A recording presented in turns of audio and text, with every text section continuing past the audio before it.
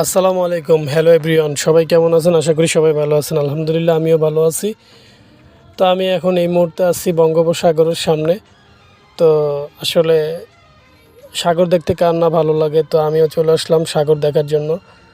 উপরে নীল আকাশ, নিচে অনেক বড় একটি গভীর সমুদ্র। তো আসলে দেখতে অনেক অসাধারণ লাগতেছে। আর সাগরের মাঝখানে আছে অনেকগুলা জাহাজগুলো দেখতেও খুব ভালো লাগতেছে, আর লোনা পানি। তো আসলে এই সাগর থেকে ইলিশ মাছ ধরে আনে আমাদের জেলে ভাইয়েরা। তো আনার পরে আমরা আসলে কিনতে পারি, নাইলে কিনতে পারি না।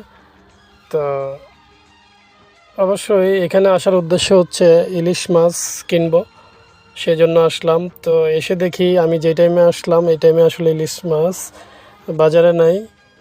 তো এখন অপেক্ষা করতেছি সমুদ্র থেকে কোনো বোট